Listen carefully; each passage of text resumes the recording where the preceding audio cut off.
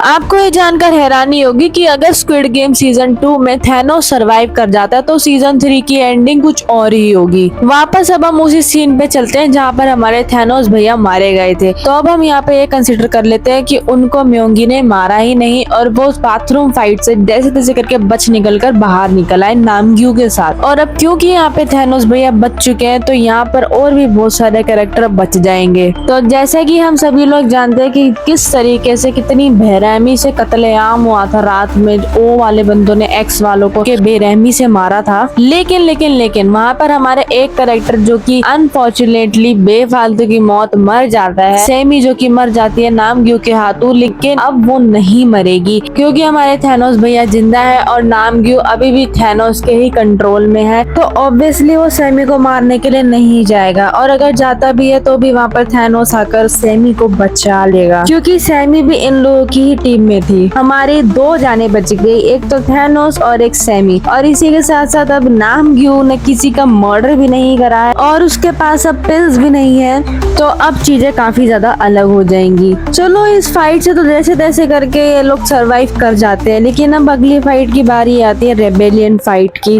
तो बेसिकली हमारे यहाँ पे थैनोस भैया रेबेलियन फाइट ज्वाइन नहीं करेंगे क्योंकि उनको किसी से कोई भी मतलब नहीं है। वो यहाँ पर अपना पैसा लेने के लिए आए हैं और जैसे कि हमने पहली गेम में देखा भी था कि उन्होंने किस तरीके से पूरी की पूरी लाइन ही साफ कर दी थी बिना आंख झपकाए। तो अब हमारे थैनोस भैया रेबेलियन फाइट से बच गए, बाथरूम फाइट से बच गए, रात वाली फाइट से बच गए और फाइनली इन सारी फाइट से बच के वो पहुंच गए हाइड एंड सीक वाली गेम में। और ये बात सच है कि हमारे अगर थैनोस भैया हाइड एंड सीक वाली गेम में होते तो उसको बहुत ज्यादा एंजॉय करते। और जैसे कि हम सभी लोग जानते हैं कि हमारे थैनोस भैया कितने ज्यादा फ्रेंडली है, तो अगर उनको ब्लू जैकेट भी मिलती वो तब भी रेड जैकेट किसी न किसी से इंटरचेंज कर ही लेते। और अब क्योंकि थैनोस भैया जिंदा है तो ऑब्वियसली नामग्यू भैया म्योंगी के साथ तो टीम अप नहीं करने वाले हैं। तो यहाँ पर हमें नामग्यू और थैनोस की टीम देखने को मिल रही है। तो वहीं पर ही म्योंगी भैया अकेले हो गए। तो अब इसे काफी सारी चीजें बदल गई है क्योंकि अब नामग्यू म्योंगी के साथ नहीं है और म्योंगी बिल्कुल अकेला रह गया। तो अब उसको कोई भी मैनिपुलेट करने वाला नहीं है कि एक से ज्यादा जाने लेना उसके लिए कितना जरूरी है। तो इसीलिए यहाँ पे म्योंगी भैया अब सिर्फ और सिर्फ एक ही जान लेंगे अपनी जान को बचाने के लिए। तो इस तरीके से हमारे काफी सारे प्लेयर सेफ बच गए। सबसे पहली प्लेयर 120, उसके बाद उनके साथ साथ जुनी और दादी माँ वो सब भी बच गए। और क्योंकि यहाँ पर जुनी को बचाने के लिए दादी माँ को बीच में नहीं आना पड़ेगा और अपने बेटे को नहीं मारना पड़ेगा तो यहाँ पे दादी माँ भी बच गई है। तो यहाँ पे हमारी प्लेयर 120 और दादी माँ, उनका बेटा तो मारा ही जाएगा क्योंकि उसने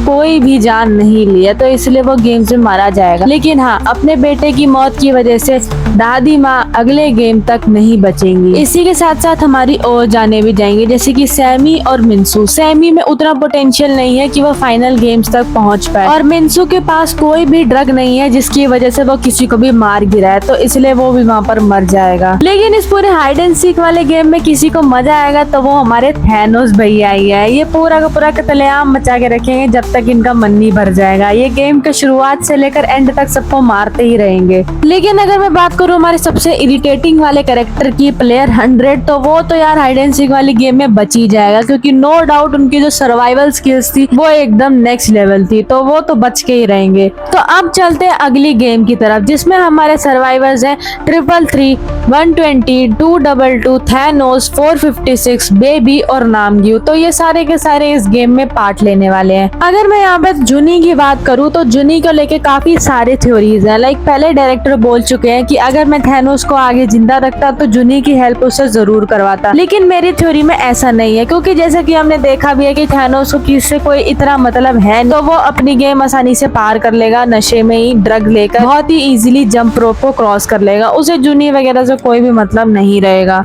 वहीं पर अगर मैं प्लेयर 120 की बात करूं तो वो भी पूरी कोशिश करेंगे जुनी को जंप रोप क्रॉस करवाने के लिए। लेकिन क्योंकि उनके पैर में भी बहुत ही अच्छी खासी मात्रा में चोट लगी हुई है, उनका जंप रोप क्रॉस करवाना बहुत ज्यादा मुश्किल हो जाएगा। इसी वजह से जुनी उनको कोई ना कोई कसम वगैरह देकर जंप रोप क्रॉस करवा देंगी। तो बेसिकली यहाँ पर हमारी प्लेयर 120 को मजबूरन जंप रोप गेम क्रॉस करना पड़ेगा विदाउट जुनी। तो वहीं पर हमारे थैनोस भैया मजे मजे में जंप रोप में सारे के सारे साइड कैरेक्टर्स को निपटाते जाएंगे। तो अब बारी आ गई फाइनल्स की। तो अब हमारे फाइनलिस्ट बचते हैं थैनोस, 333, 120, 456, नामग्यू और बेबी। तो ये सारे के सारे हमारे फाइनलिस्ट बचते हैं, जो कि सारे के सारे तगड़े खिलाड़ी हैं और जिन्होंने स्क्विड गेम को अपने कंधों पर ले रखा था। तो अब देखना ये रहेगा कि सबसे पहले कौन मरता है। तो सबसे पहले ये सारे के सारे खिलाड़ी उस प्लेटफॉर्म पे खड़े होंगे और डिसाइड कर रहे होंगे कि भाई किसको सबसे पहले मारना है। ये लोग बस खड़े होके एक दूसरे के मुंह ही देखते रहेंगे, क्योंकि ये लोग किसी को भी मारना नहीं चाहते हैं। यहाँ पर टाइम भी बीत रहा होगा कि तभी हमारे यहाँ पे नामग्यू भैया मौके का फायदा देखकर थैनोस को धक्का दे देंगे, क्योंकि थैनोस से वो नामग्यू भैया बहुत ही ज्यादा चिढ़ते हैं। वो हाइड एंड सीक गेम के बीच में बोलते हैं कि कैसे वो जर्क मुझे नामसू नामसू नामसू नामसू बुलाता रहता था। तो वो कैसे ना कैसे करके मौके का फायदा उठाकर वो थैनोस को धक्का दे देंगे। थैनोस के मरने के बाद ये सारे के सारे खिलाड़ी हमारे नेक्स्ट प्लेटफॉर्म पे जाएंगे और नेक्स्ट प्लेटफॉर्म पे होगा डर का माहौल। सारे के सारे शॉक्ड रहेंगे कि कैसे नामग्यू ने अपने टीममेट थैनोस को इतनी बुरी तरीके से मार डाला। और क्योंकि यहाँ पर नामग्यू का सर घूम रखा है, उसके सर पे खून सवार हो गया है, तो अब वो बेबी को मारना चाहेगा, क्योंकि सबसे ज्यादा इजी और वीक टारगेट अब उसके लिए बेबी है। लेकिन यहाँ पर हमारे प्लेयर 456, 120 और 333 तीनों ही नहीं चाहेंगे कि बेबी को मारा जाए। तो जब नामग्यू भैया प्लेयर 456 के करीब जा रहे होंगे बेबी को छीनने के लिए, कि तभी बीच में वहाँ पर प्लेयर 120 आ जाएगी। फिर प्लेयर 120 और नामग्यू के बीच में एक युद्ध सा शुरू होगा कि प्लेयर 120 धक्का दे देगी कैसे ना कैसे कर नामग्यू को। तो बेसिकली नामग्यू को भी वहाँ पर एलिमिनेट हो जाएगा। अब बचता है हमारे पास लास्ट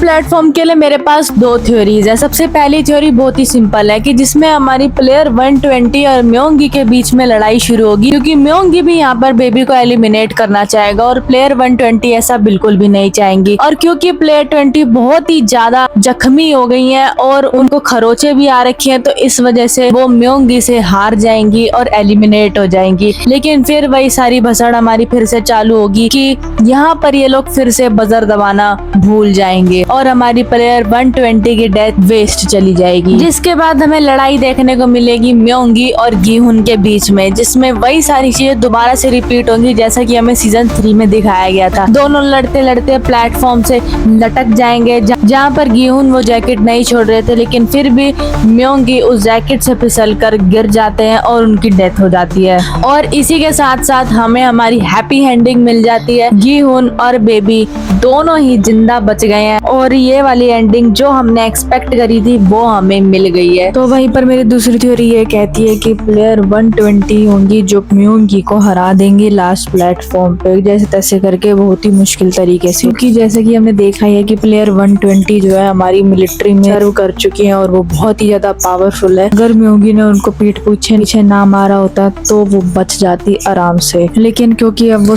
आमने सामने फाइट कर रही हैं तो उनका जीतने के चांसेस काफी ज्यादा हो गए हैं। लेकिन म्योंगी से फाइट करने के बाद उनको काफी ज्यादा गहरी चोटें आएंगी और बहुत ही बुरी तरीके से वो इंजर्ड हो जाएंगी, क्योंकि हमारे म्योंगी भैया भी कुछ ज्यादा कम नहीं है, जिसकी वजह से लास्ट में ये भी हमें दिखाया जा सकता है जो प्लेयर 120 है वो बेबी और गीहुन के लिए अपने आप को सेक्रीफाइस कर दे।